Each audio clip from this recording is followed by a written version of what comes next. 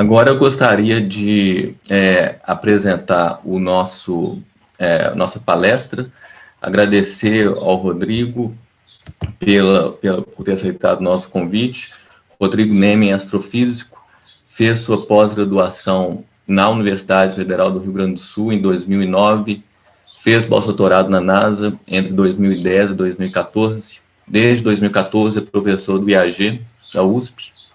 Ele trabalha na interface entre teoria e observações, com interesse em astrofísica de altas energias, computação científica de alto desempenho, astrofísica de buracos negros, em particular o estudo da interação dos buracos negros com a vizinhança. O Rodrigo, não sei se vocês lembram, ele nos visitou aqui há uns 2 anos, alguns de vocês não estavam aqui, mas um pouco menos de 2 anos. Ele tem um seminário muito interessante e agora ele volta para falar um pouco mais sobre as técnicas que tem usado para estudar os buracos negros e os resultados que tem obtido. Com certeza vai nos visitar mais vezes, porque quando eu o convidei para esse workshop, ele me deu 3 opções de temas para o seminário. Com muita dificuldade eu escolhi uma, mas guardei as outras para um futuro próximo. E aí a gente espera tê-lo mais vezes. E vou passar a palavra agora para o Rodrigo. Rodrigo, bem-vindo. Bom dia, Mário. Bom dia. Obrigado pelo convite. Você está me escutando? Sim, está ótimo. Tudo certinho. Está ótimo, certo. Muito obrigado pelo gentil convite. É um grande prazer estar presente aqui no evento de vocês. Espero em breve estar presente presencialmente aí em Belo Horizonte, cidade que eu adoro. Então, deixa eu só confirmar com vocês estão vendo a minha tela? Sim, está certinho. Maravilha. Maravilha. Bem,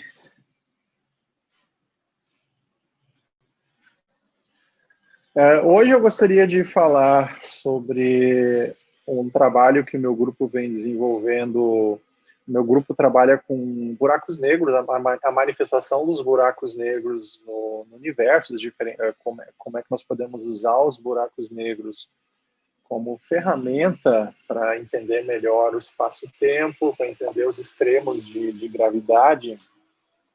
E uma abordagem que meu grupo tem usado recentemente é usar técnicas de inteligência artificial para entender os buracos negros e para fazer progresso nesse sentido.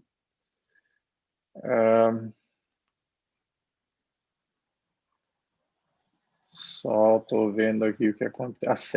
Certo. Agora foi. E eu coloquei o título da minha apresentação aqui como Androides sonham com buracos negros elétricos.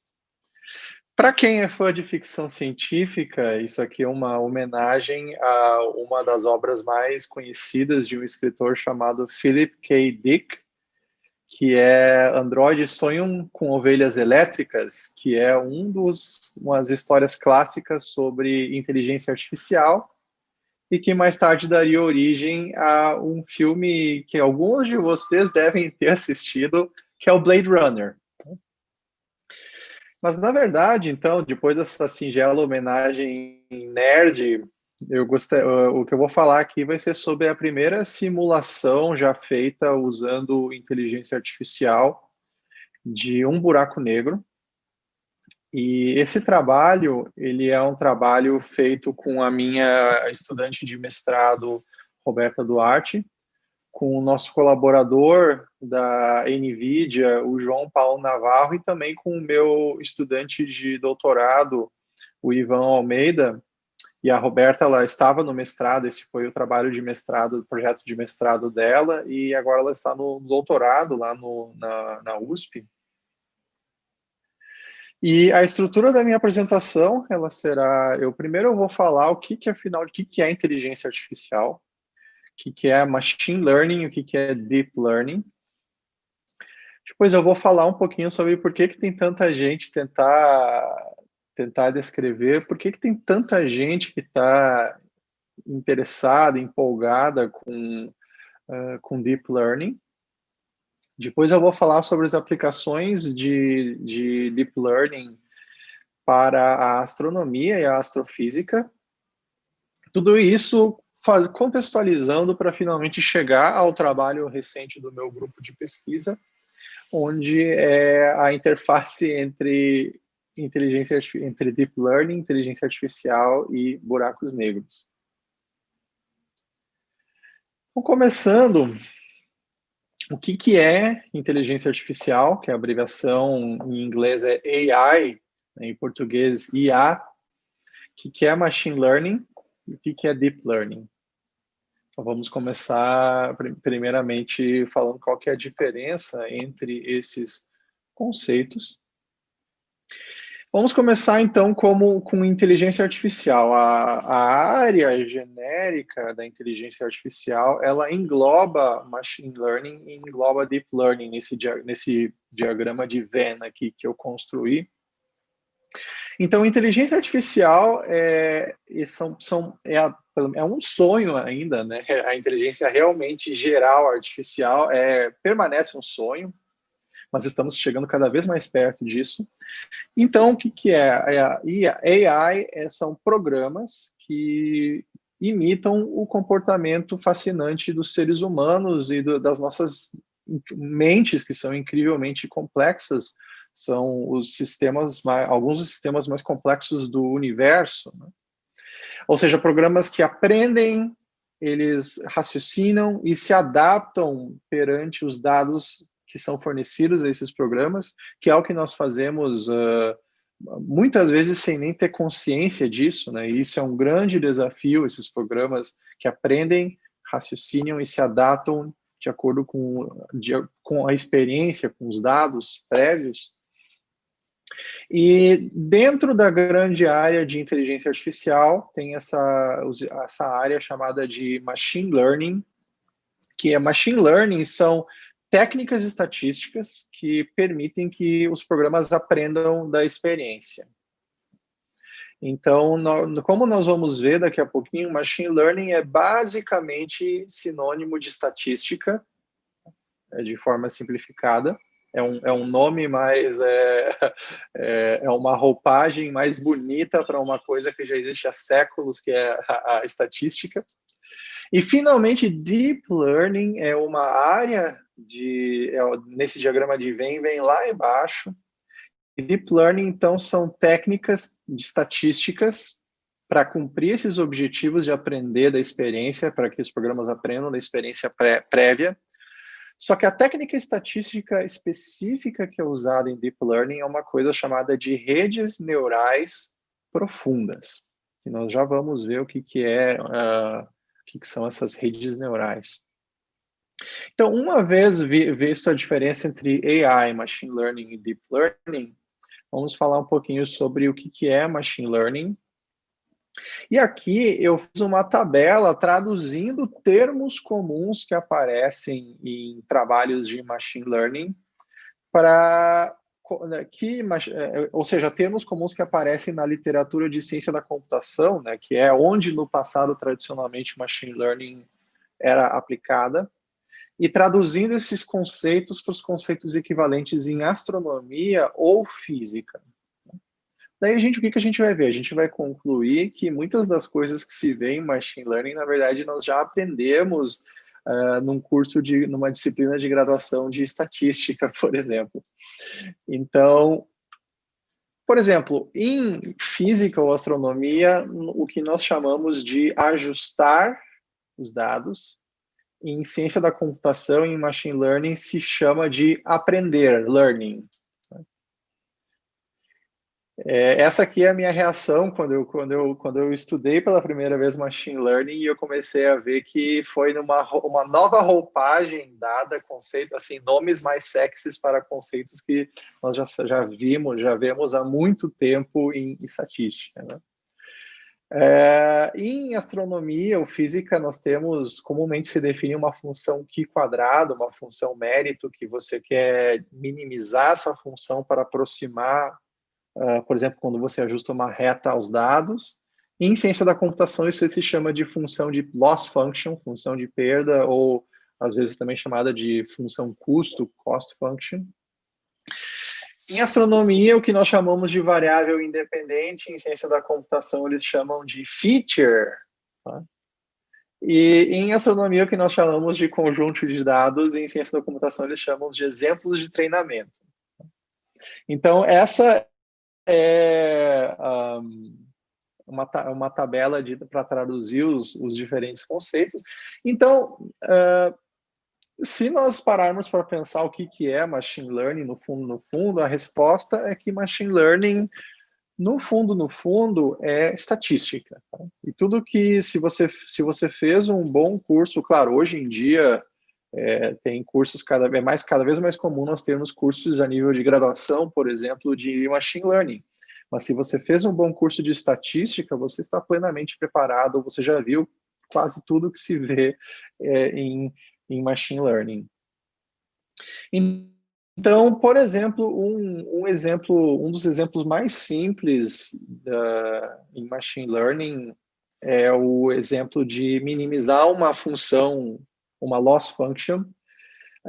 O que se faz normalmente em machine learning é minimizar uma certa função, e essa função ela tem codificada, ela representa um certo objetivo.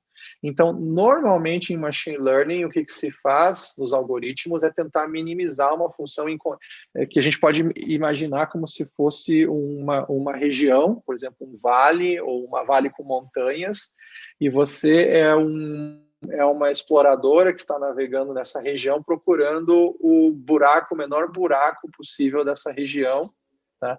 E isso você tem que expressar de forma algorítmica em machine learning, e esses algoritmos eles procuram esse mínimo dessa região, só que essa região, encontrar esse mínimo significa atingir um certo objetivo que é do seu interesse. Então, por exemplo, suponhamos que nós tenhamos dados aqui, temos esses pontos azuis, nesse gráfico X versus Y, e você quer ajustar uma reta. O seu objetivo aqui é ajustar uma reta. Então, o que você vai fazer? Você vai escrever uma função que quantifica a diferença entre os dados e o seu modelo, a reta.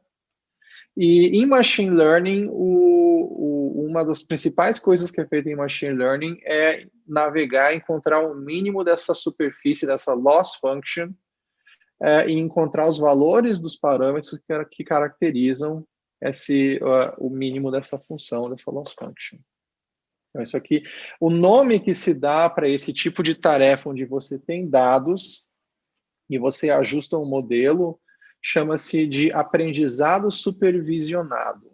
Tá? É um nome que se dá de maneira genérica a esse tipo de tarefa em machine learning. Supervised learning é o nome disso aí.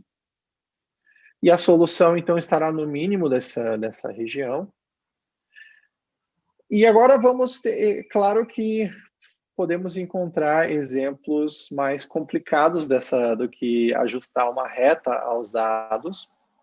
Então, suponhamos que ao invés de você ter dados na forma de pontos que tem os valores x e y, ao invés de ter esses pontos, os seus dados consistem de imagens. Então, nesse caso, tem essas imagens que eu estou mostrando aqui. E dada a entrada para sua função é uma imagem e a saída da função é rotular o que aparece nessa imagem. Tá? Então, suponhamos que ao invés da sua função mapear os dados numa reta, a sua função está mapeando uma imagem que pode ser bastante complexa, tá? Uma matriz bidimensional, mas na verdade vai ser uma matriz multidimensional, porque você tem cores também associadas a cada pixel da matriz. E você quer, como resposta de uma função, o seu f de x vai lhe dar ali o rótulo dessa imagem. Tá? Será que tem uma casa? Será que tem uma criança, um gato, um cachorro? Enfim.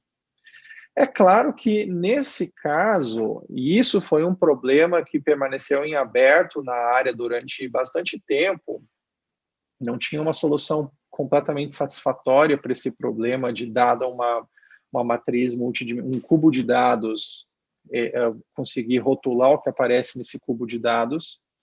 a função custo ela vai ser mais complexa do que a função custo no caso de uma reta. Nós vamos ter uma função muito mais complexa, e ao invés de ser esse vale, essa superfície que eu estou mostrando à direita, que parece uma membrana que você colocou um peso e a membrana deformou, a sua superfície ela vai começar a se parecer uma coisa parecida com isso aqui.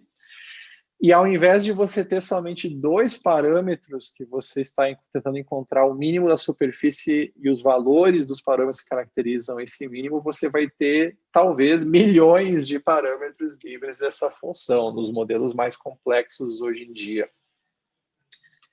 E a questão crucial, que foi uma grande revelação que aconteceu no final dos anos 80, início dos anos 90, tá? Isso não é uma novidade, tá? Que função é essa que nós podemos usar para fazer esse mapeamento entre uma imagem de entrada e rótulos possíveis de entrada, né?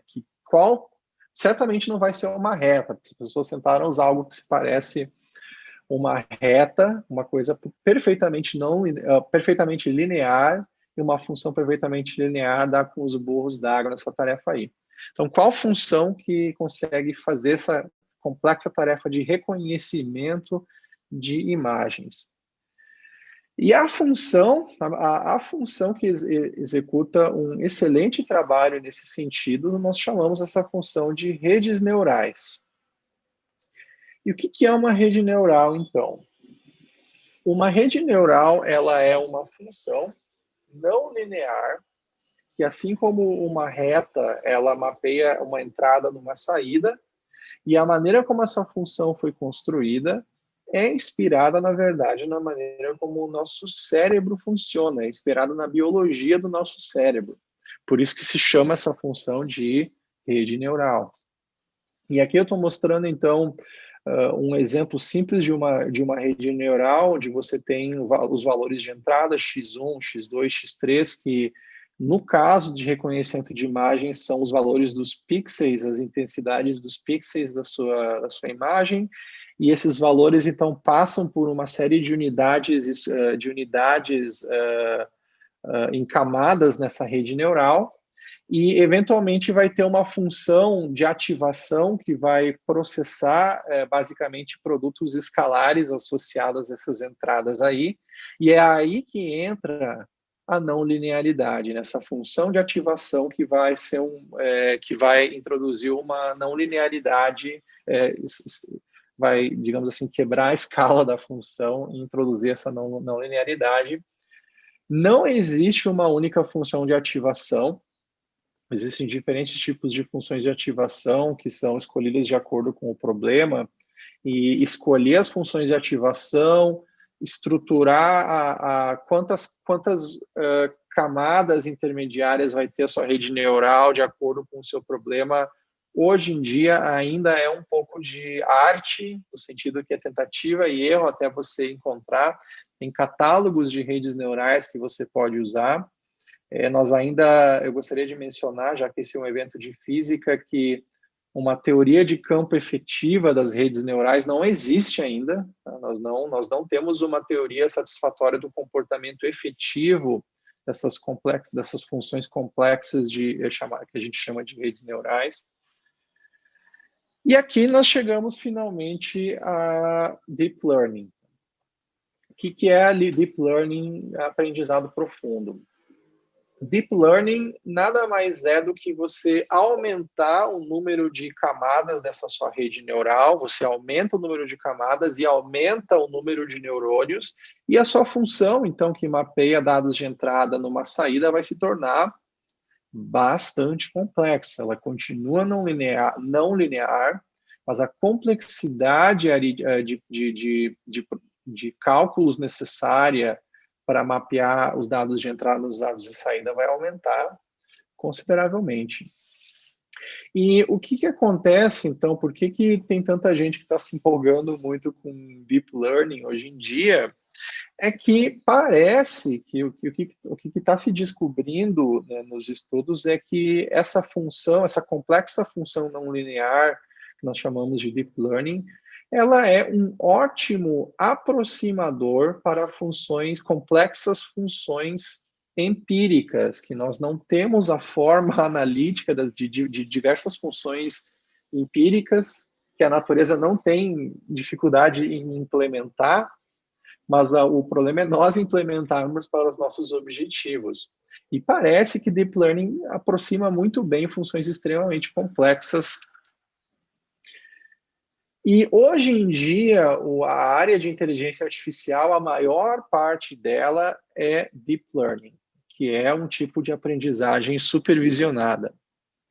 E o que acontece, então? Como é que nós podemos resumir 99,9% das aplicações de AI que são Deep Learning hoje em dia?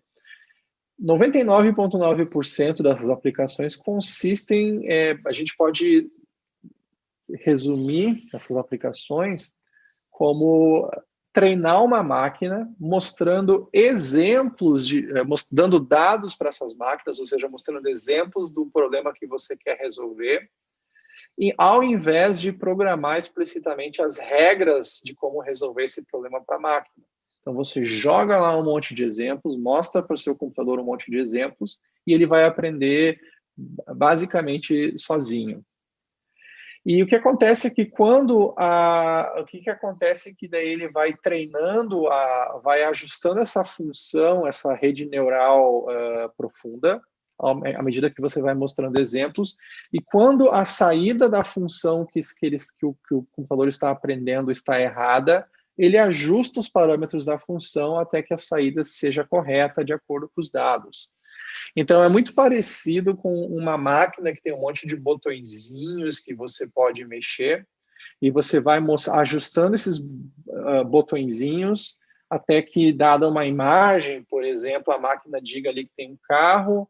Agora, se você mostrar uma imagem de um avião, a máquina vai acertar que é um avião, e daí você vai mexendo esses botõezinhos.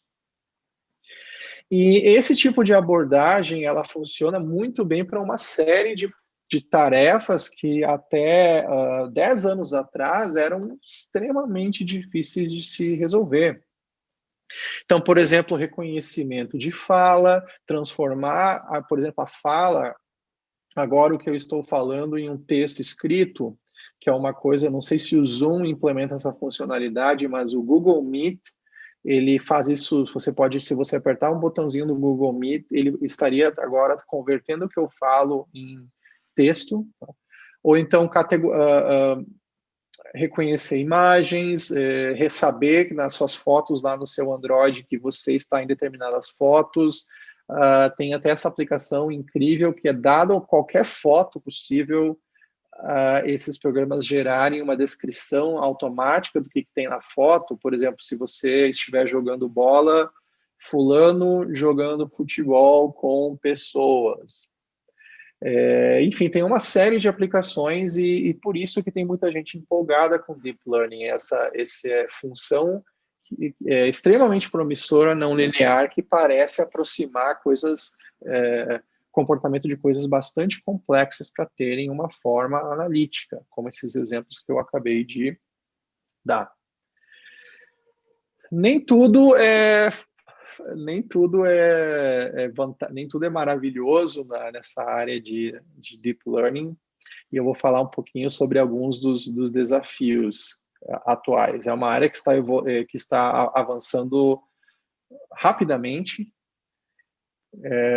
Então, um dos desafios de Deep Learning é que ela é voraz em relação aos dados. O que isso significa? Que você precisa ter um grande conjunto de dados para que Deep Learning seja efetiva. Se você tiver só poucos dados, por exemplo, 100 dados, 100 exemplos de dados do seu problema, o Deep Learning provavelmente não vai ser muito bom. Então, esse é um dos grandes problemas da inteligência artificial hoje em dia, que precisa de muitos exemplos, muitos dados para aprender a resolver um problema, quando que o nosso cérebro, a evolução natural nos evoluiu com essa capacidade que com somente um exemplo a gente aprende uma coisa. Então, se você está lá assistindo alguém Bom, tem jogos que não é tão fácil fazer isso, né? Mas, por exemplo, você está lá jogando God of War, tá? E você, para uma máquina, o Deep Learning aprender a jogar God of War, não, hoje em dia esse é um problema que você não vai conseguir em nenhuma empresa, nem o DeepMind, ninguém vai conseguir treinar para jogar God of War, por exemplo. Mas você, se você jogar 5 minutos, você rapidamente aprende os botões e a mexer o boneco e dar porrada lá nos monstros. Mas o computador não vai ter extrema dificuldade em fazer isso. Vai precisar de muitas horas, horas e horas jogando. Na verdade, vai precisar de milhares de horas jogando para conseguir aprender a jogar God of War. Por exemplo, eu dei um exemplo extremamente aleatório. Outra questão que é uma questão complicada é que isso é computacionalmente muito custoso treinar esses algoritmos, tá? Ou seja, você precisa de máquinas para problemas grandes, você precisa de muitas GPUs, muitas placas gráficas em paralelo para conseguir resolver, dependendo da escala do seu problema, é claro. Mas uma vez você treinando o seu algoritmo de deep learning, ele calcula, dada uma entrada x, ele vai calcular o y, o que quer que seja x e y. Uma vez treinado, o programa vai calcular o y muito rapidamente. Tá? Então, mas o problema é treinar. Então, aqui vamos dar alguns exemplos de funções complexas que podem ser aprendidas, que são aprendidas de dados empíricos ou simulados, e que tem levado a uma série de, na verdade, revoluções em várias áreas da ciência, não somente da ciência, incluindo a astronomia. Então, eu já falei do problema de reconhecimento de imagens, que nesse caso, suponhamos você dá uma imagem de um cachorro e a Deep Learning vai dizer que, aqui tem um cachorro, e isso aí se tornou uma parte importante do negócio dessa empresa, que tem uma das sedes no Brasil, está justamente aí em Belo Horizonte, né? Como vocês sabem, foi o Google em BH foi fundado por um professor da computação da UFMG, né? O Berthier, não é? Então, o reconhecimento de imagens se tornou uma parte importante do algoritmo de buscas do Google, por exemplo. Um outro exemplo é você, por exemplo, mostrar um tabuleiro de jogos com as posições das peças no tabuleiro, e essa função vai lhe dizer se você, por exemplo, for a peça branca, essa função vai lhe dizer qual que tem que ser o seu próximo movimento de peças para maximizar suas chances de ganhar a partida. E isso aí fez muito marketing para uma empresa que foi comprada pelo Google alguns anos atrás, chamada de DeepMind. Um outro exemplo suponhamos que você queira encontrar o amor da sua vida. Então, Então, baseado na idade da pessoa, na localização, na foto e no número de likes ou dislikes, ele vai dizer se aquilo pode ser, se uma determinada, baseada nessas informações, uma determinada pessoa pode ser o próximo amor da sua vida. Isso aí é o caso de negócio de uma empresa chamada Tinder. E, finalmente, dado um outro exemplo de uso dessa função, dadas as coordenadas de GPS em que você se encontra e uma representação da direção do seu volante, ele vai lhe dizer para onde que o carro vai saber para onde dirigir. Isso aí, na verdade, não é só um aspecto importante da empresa Tesla, mas de várias outras empresas de carros, né? Todas as grandes empresas de carros do mundo têm uma divisão de inteligência artificial, a self-driving cars. E o santo grau da inteligência artificial aqui eu descrevi aplicações muito restritas para uma aplicação específica, por exemplo, só reconhecimento de imagens, ou só jogar um tipo de jogo de tabuleiro, ou self-driving cars. São aplicações muito específicas. O santo grau da inteligência artificial é encontrar uma função universal que se você fornecer qualquer tipo de dados, ela vai atingir competência em qualquer área que você desejar, em múltiplos tipos diferentes de dados, em múltiplas aplicações. E esse santo grau leva o nome de inteligência artificial geral, ou AI forte, né? Nós estamos muito, muito longe de chegar, de beber deste santo grau, mas quem sabe nós chegaremos lá daqui a algumas décadas. Não, é uma grande incógnita de quando isso vai ser possível. Eu vou mostrar aqui para vocês agora um exemplo bastante impressionante, que foi usando Deep Learning para ensinar o computador a jogar Atari, que muitos de vocês talvez nem saibam o que é Atari, mas, bom, eu joguei quando eu era piá, quando eu era menino, Atari. E esse joguinho aqui, eles treinaram um Deep Learning para aprender a jogar esse joguinho chamado de Breakout, que a maioria já deve ter jogado esse Breakout, que é essa coisinha no fundo da tela rebatendo uma bolinha para quebrar os bloquinhos na parte superior, e isso aqui é o computador sozinho jogando depois de ter jogado sozinho 100 partidas, sem ter sido programado explicitamente. Aqui é depois de jogar, se eu não me engano, 200 partidas, então vocês vejam que ele rebate, ele vai cada vez mais aprendendo a rebater a bolinha, ele está bastante errático, né, o rebatedor, mas ele vai cada vez mais aumentando a competência em quebrar os bloquinhos no topo da tela, sem deixar escapar a bolinha. O que surpreendeu os cientistas da DeepMind foi o que, depois de 600 partidas que o computador jogou sozinho, ele não foi programado as regras, ele simplesmente foi dado as entradas de que controles que ele tem que usar, e ele foi explorando sozinho, aprendendo a jogar sozinho. E a surpresa dos pesquisadores foi que, depois de ele jogar sozinho 600 partidas, ele descobriu sozinho que, se ele rebater a bolinha nos cantos da tela, a bolinha fica sozinha e ela mata a partida sozinha, se ele conseguir botar a bolinha nos cantinhos. E isso é uma coisa que, se você particularmente gostar de Breakout, você eventualmente vai aprender esse truque. Mas é impressionante que o computador descobriu esse truque sozinho. Esse eu acabei de dar um exemplo impressionante e um exemplo já antigo de um dos sucessos da área de inteligência artificial, usando uma técnica específica chamada de aprendizado por reforço, ou Reinforcement Learning. Um outro exemplo impressionante que também serviu para alavancar na imprensa, a empresa DeepMind, foi que eles pegaram esse jogo chamado de Go, que é um jogo milenar, é um jogo muito popular na Ásia. Eu já me aventurei alguns meses jogando Go e levei tanta porrada, mas tanta porrada do computador, que eu me desanimei um pouco, mas eu gostaria de voltar a jogar. E esse jogo Go, ele é assustadoramente simples, as regras, porém a complexidade emergente das possíveis partidas é extremamente grande.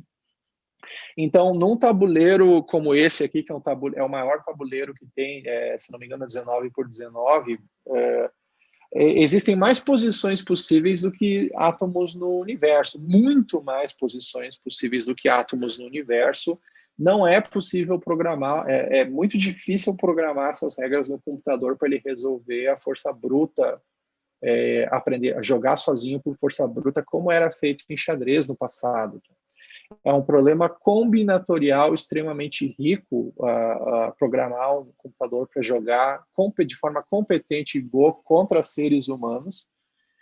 E a DeepMind conseguiu esse feito, que em 2016 deu um estardalhaço, especialmente na Ásia, onde esse jogo é popular, onde um algoritmo desenvolvido pela DeepMind, chamado de AlphaGo, venceu um dos grandes campeões mundiais de Go, o Lee Sedol.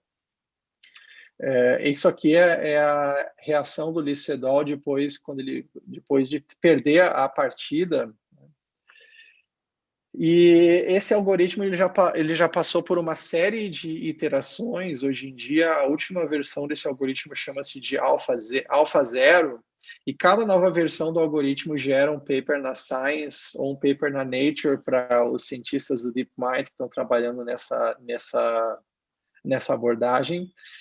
E colocando em perspectiva, é muito impressionante porque depois de 24 horas de aprendizado jogando somente contra si mesmo, o AlphaZero, sem partidas, sem ter sido alimentado com partidas jogadas por seres humanos, o AlphaZero se tornou superior, se tornou invencível contra seres humanos.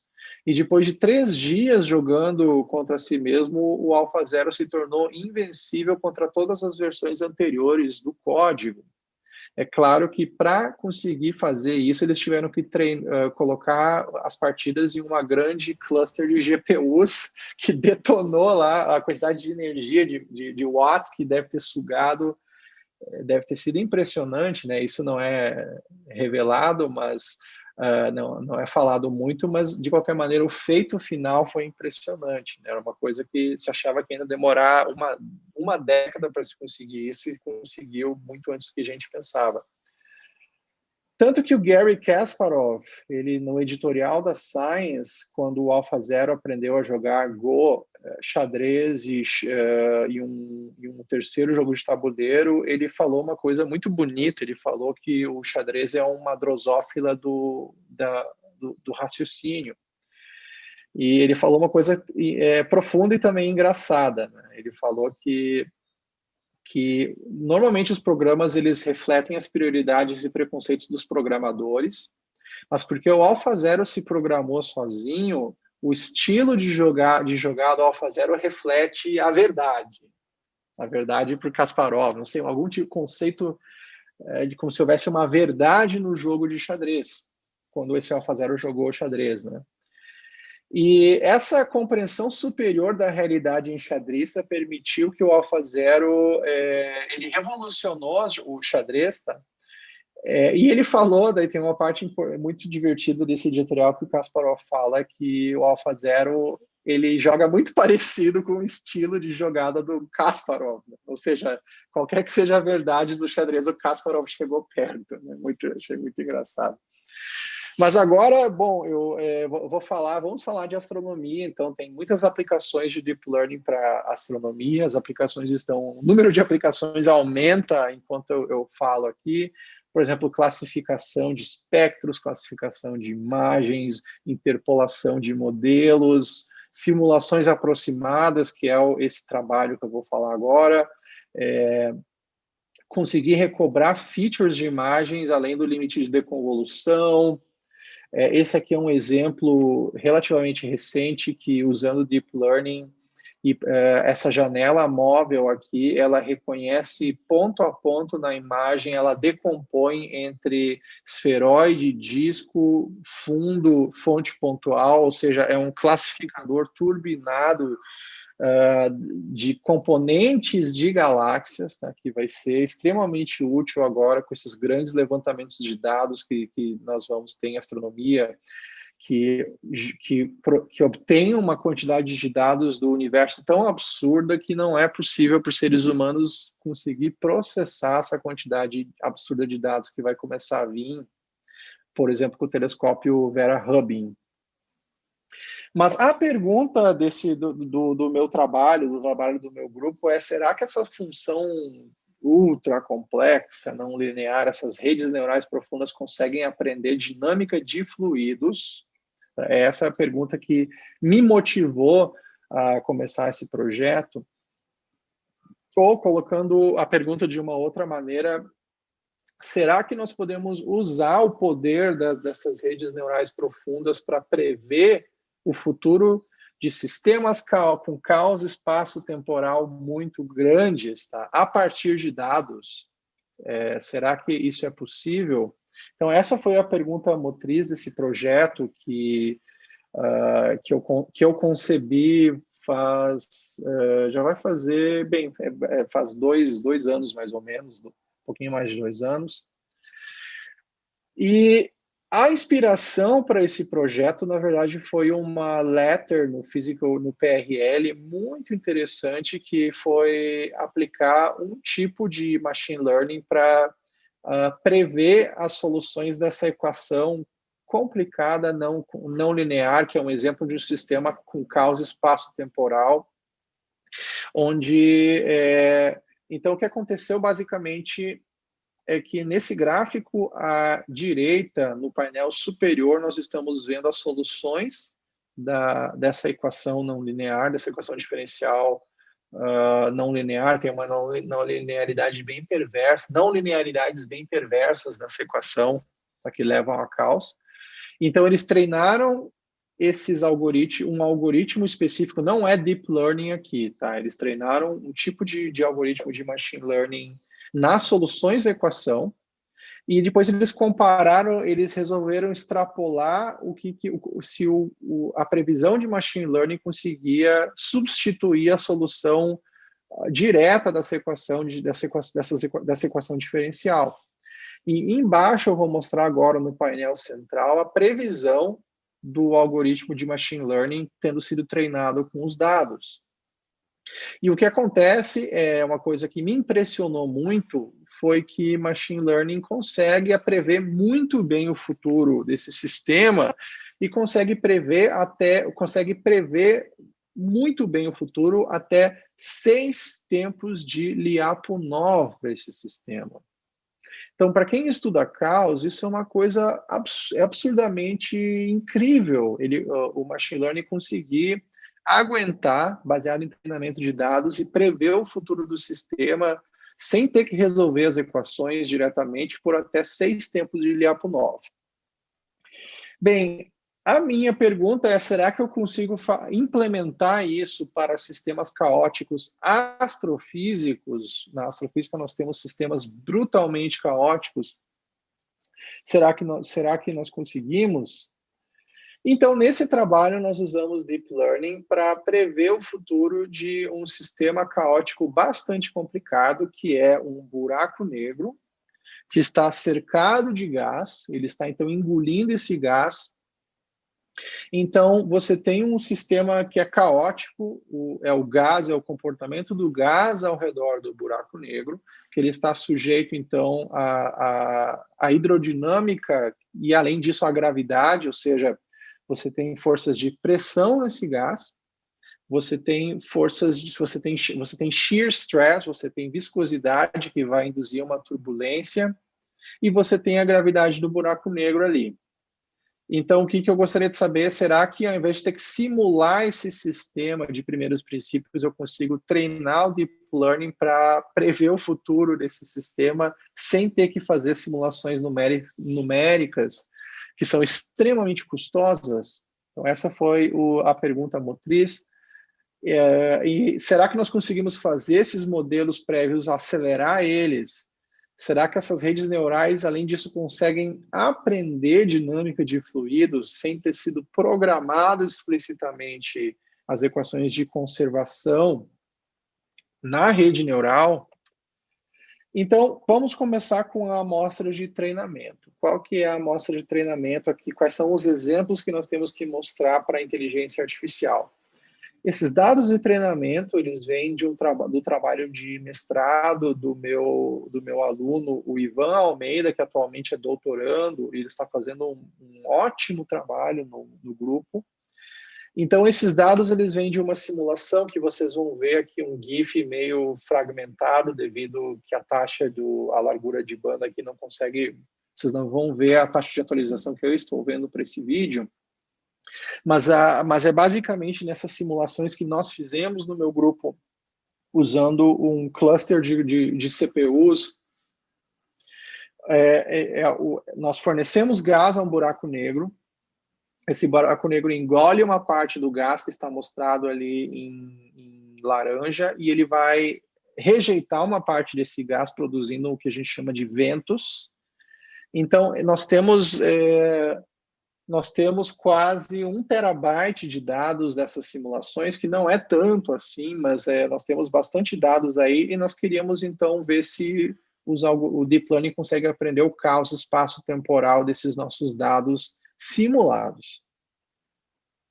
E para isso nós usamos uma arquitetura chamada de redes neurais convolucionais, que uma rede neural convolucional, que é o principal tipo de rede neural usada em Deep Learning, é uma rede que são aplicadas operações de convolução nos dados de entrada, e através dessa aplicação sucessiva de convoluções é obtida uma representação hierárquica da estrutura e decompõe em subestruturas os dados de entrada.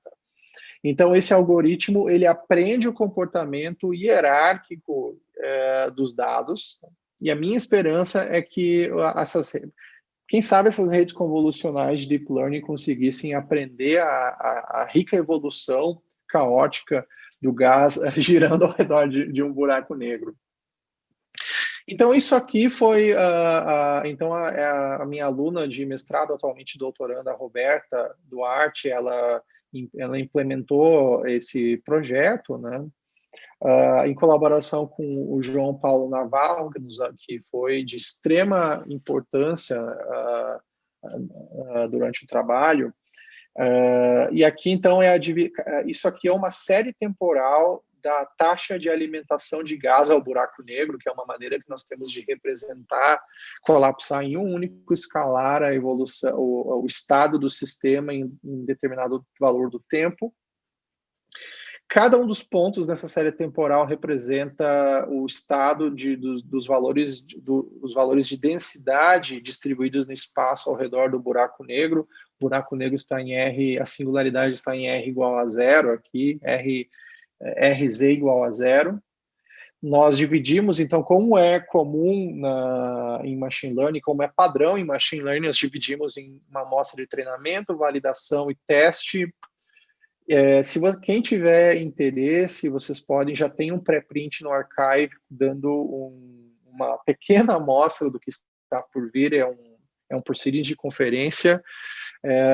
Em breve, eu estimo que antes do final do ano, nós vamos ter o paper completo submetido para publicação numa revista astrofísica, mostrando os resultados completos do trabalho, mas um teaser trailer está nesse Proceedings do Archive.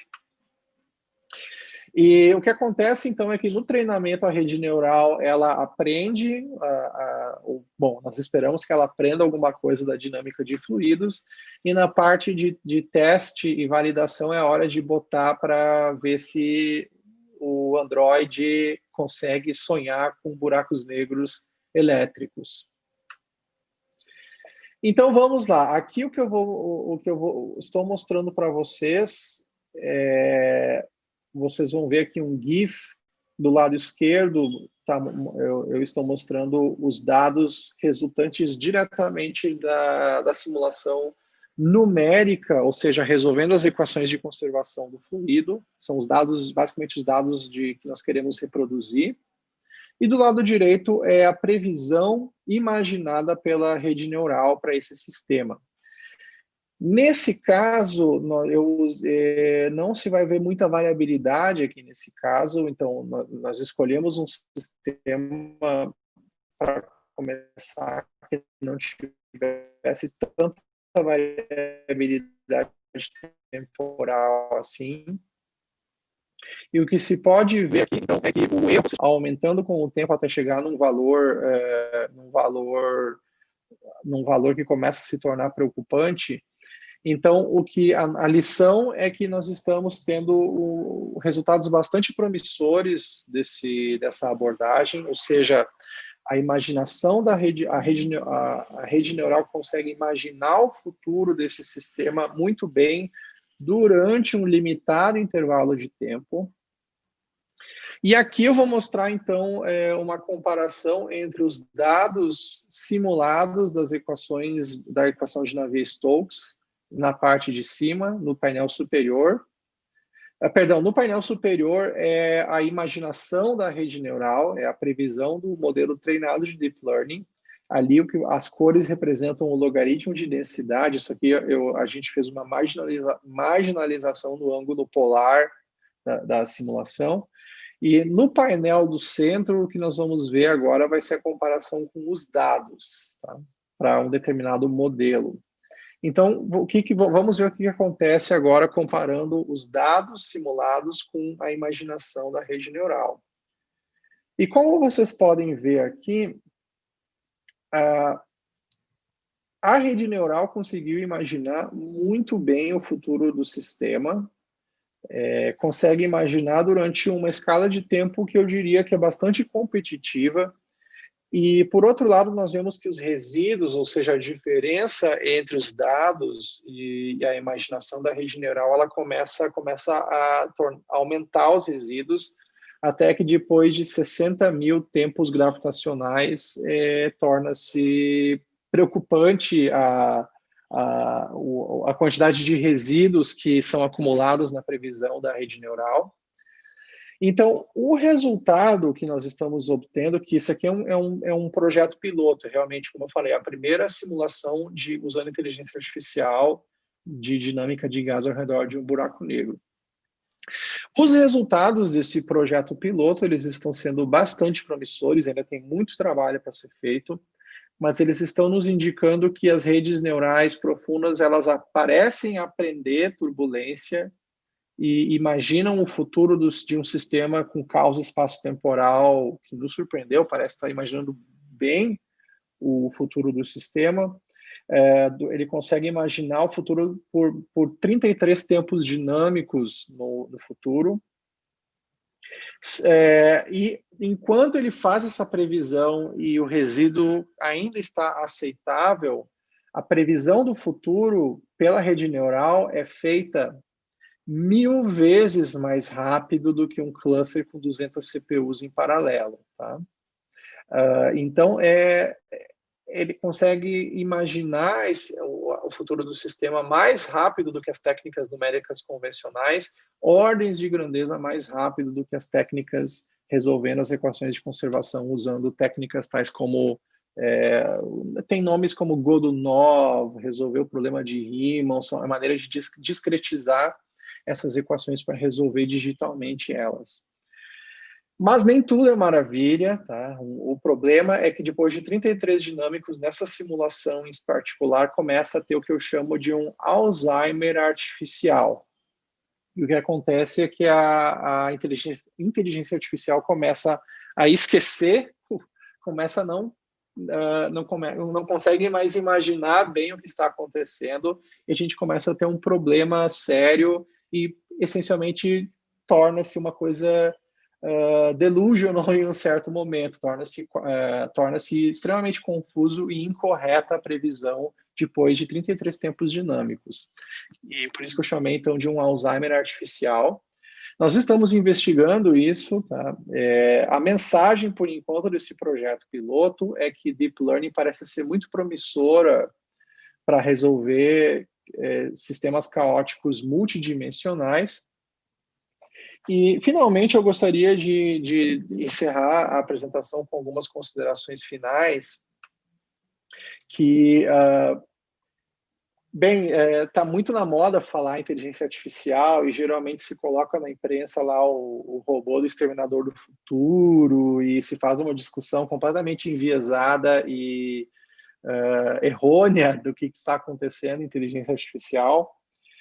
Que assusta muito o público, né? Então tem muito misticismo, tem muitas coisas preocupantes aí na maneira como isso é apresentado por aí.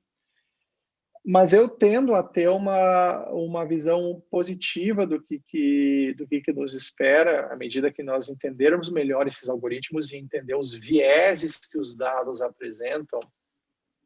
Então, isso aqui eu vou dar um exemplo de como vai ser benéfico a inteligência artificial para o futuro da nossa espécie. Por exemplo, o algoritmo AlphaGo e o AlphaZero, eles estão, ao percorrer o espaço de jogadas desse jogo de tabuleiro Go, eles descobriram descobriram estratégias e jogadas que nenhum ser humano tinha descoberto antes, tá?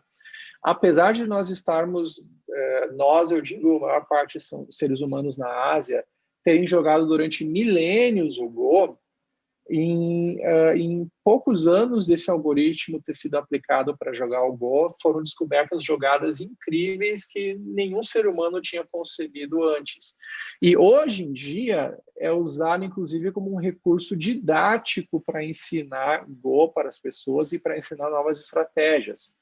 Então, a palavra-chave aqui é sinergia benéfica, e eu acredito que a inteligência artificial vai ser benéfica no futuro e vai nos melhorar enquanto humanidade e vai nos fazer conseguir atingir coisas que não eram possíveis sem esses algoritmos anteriormente. Então, aqui está um resumo da apresentação, assim eu chego ao final. Quem tiver interesse, procure no Archive, já tem um teaser do trabalho lá, em breve vai ter o paper completo, com não somente os resultados que eu descrevi nessa apresentação, mas resultados mais completos, com outros tipos de treinamentos. Então tá, se você chegou na apresentação agora, o que é importante aqui, que redes neurais profundas são ótimas aproximadoras para várias funções complexas, muitas delas empíricas. Deep Learning funciona treinando máquinas, mostrando dados, ao invés de programar elas explicitamente. No meu grupo, nós estamos descobrindo que Deep Learning parece que aprende física da acreção de gás a buracos negros muito bem. Parece que é muito promissor o nível de aceleração que nós estamos tendo para resolver esse problema usando Deep Learning do que técnicas convencionais, e quem sabe isso vai levar a uma ciência menos restrita por hardware no futuro. Quem sabe, não sabemos. E, finalmente, se você tiver interesse, se você se interessou, entre em contato, aqui está o meu contato, pode mandar uma mensagem no Twitter, e a página do meu grupo é blackholegroup.org, e no Twitter a gente é blackholesUSP. Muito obrigado. Rodrigo, muito obrigado, muito interessante, muito didática a sua apresentação. Nós estamos com perguntas no YouTube, eu posso passar para você? Vou transmitir primeiro. Claro. Pergunta do nosso estudante, Clóvis. Ele faz duas perguntas. É preciso treinar a rede do zero sempre que for investigar um novo sistema? Ou é possível aproveitar as camadas da rede para prever o novo sistema similar? Ele tem uma outra pergunta que você teria... Assim, deixa eu primeiro responder essa, daí okay. A gente vai para a próxima pergunta. Olha, não precisa começar do zero, tá? No nosso trabalho, nesse nosso projeto piloto, nós testamos duas abordagens, tá? Numa abordagem, o que nós fizemos,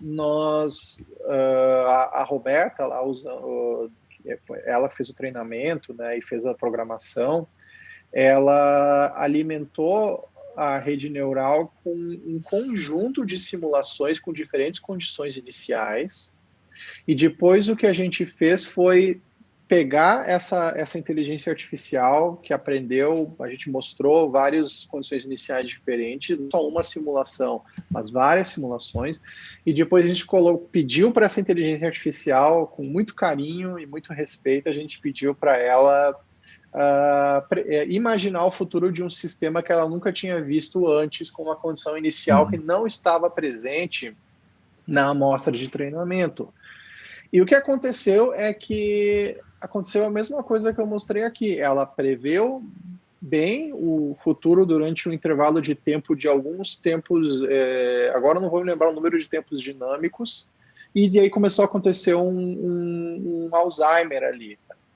Mas o que parece que quanto mais é melhor, ou seja, quantos mais dados, melhor. E a nossa ideia, a minha esperança é que, assim, meu sonho é que no futuro nós consigamos dar um modelo uma inteligência artificial que aprendeu com um grande conjunto de dados e você possa aplicar isso para qualquer aplicação hidrodinâmica que você que você quiser evoluir no futuro, sem precisar usar um grande cluster de computadores. É esse o meu sonho. Tá? Agora, esclarecendo, eu estou muito longe de atingir esse sonho ainda, tá? Mas esse é o sonho. Certo. Eu fiquei sem som. Tá me ouvindo? Eu tô escutando você, Mário. Ótimo. Isso. A outra pergunta dele tem a ver justamente com esse Alzheimer que você citou, né?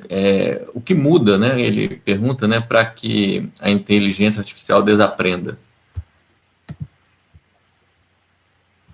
O que muda para que a inteligência artificial desaprenda?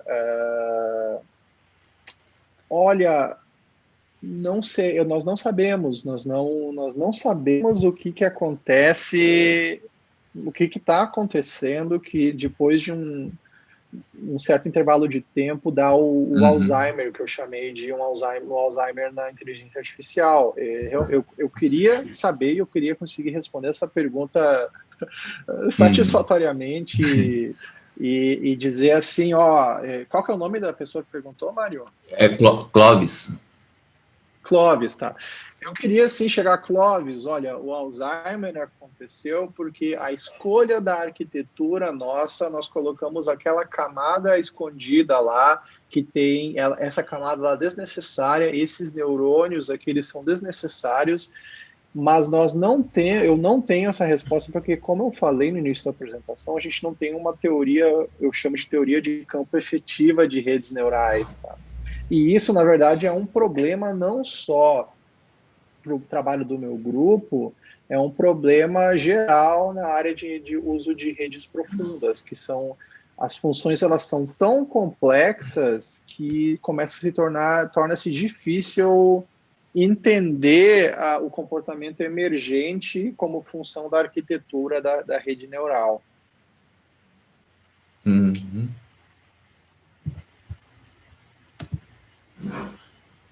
Sim, Rodrigo, o Gustavo Guerreiro, nosso colega, está te cumprimentando. Olá, Eu estou sem o Gustavo, tudo áudio. bem? Ele te cumprimenta, belíssimo Bem aí na seminário. academia com vocês. Eu espero que os mineiros estejam respeitando mais o confinamento e usando mais máscara do que eu estou vendo aqui em São Paulo. Infelizmente não, viu, Rodrigo? Tá difícil. Tá Mas difícil. o Gustavo tem uma pergunta. Em turbulência, há cascateamentos de energia em direção das pequenas e também das grandes escalas. Simulações nem sempre conseguem capturar esse cascateamento. As chances para a contribuição das escalas de subgrid sejam capturadas pelo Deep Learning?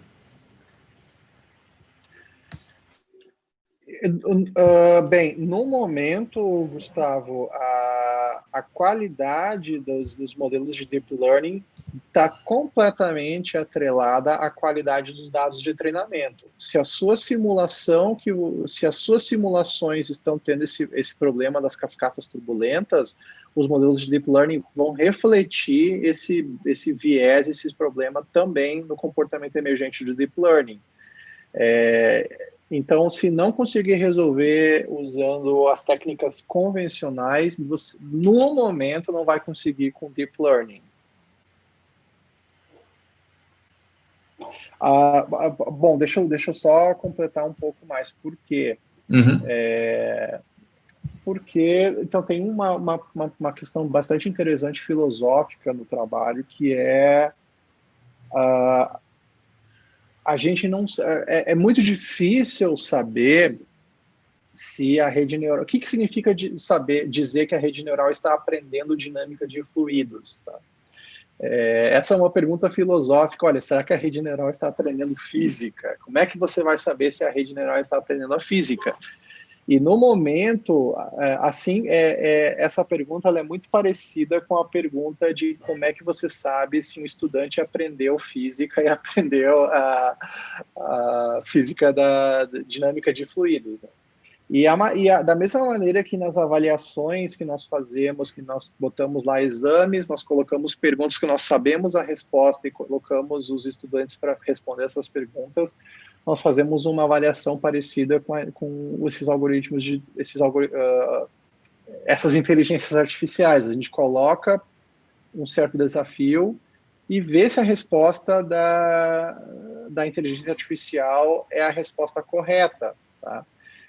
Se você não sabe a resposta de antemão, como é que você vai checar se a resposta do Deep Learning está correta ou não? Mas aí a gente começa a entrar numa questão filosófica bastante interessante, o que significa aprender física quando a gente usa esse tipo diferente de fazer ciência. E olha, eu não sei a resposta a essa pergunta.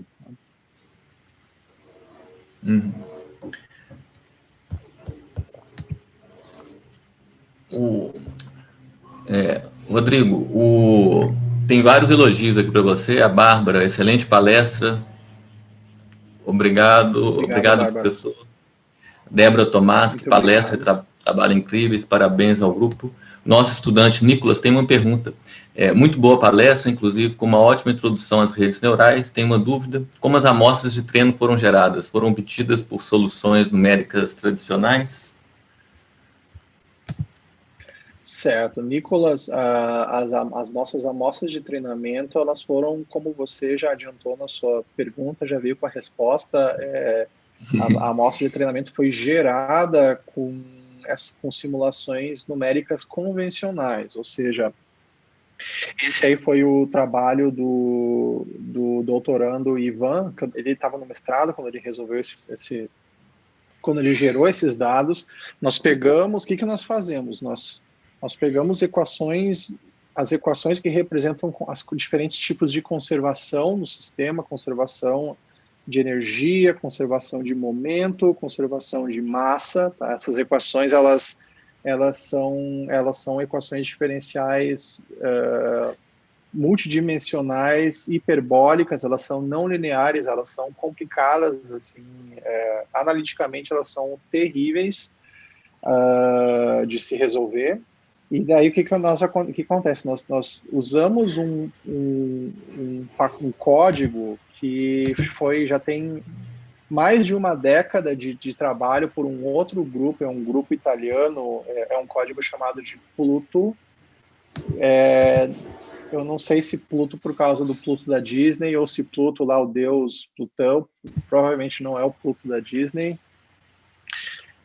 E daí nós usamos esse código para discretizar essas equações e colocamos condições iniciais apropriadas para um problema de astrofísica de buracos negros. Mais de uma década de trabalho por um outro. Então foi assim que a gente gerou a amostra de treinamento, usando essas simulações tradicionais que usam lá métodos de Godunov para resolver digitalmente essas equações. Que inclui a equação de Navier-Stokes, aliás, que é uma equação bastante famosa. Problema de astrofísica de buracos negros. Mais de um.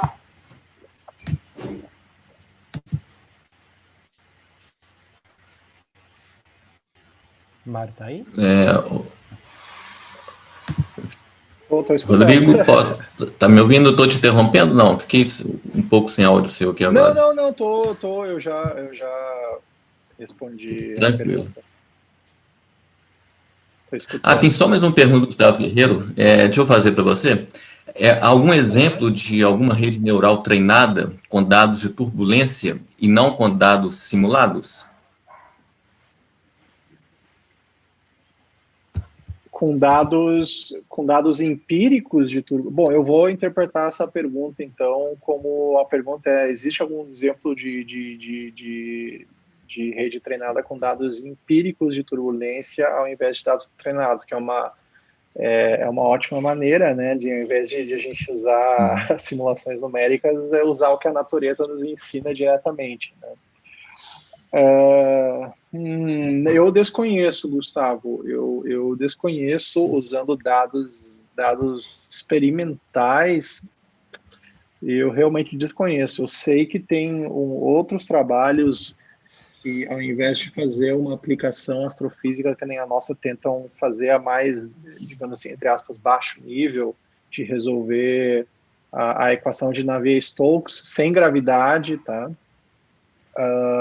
Mas com dados experimentais eu realmente desconheço.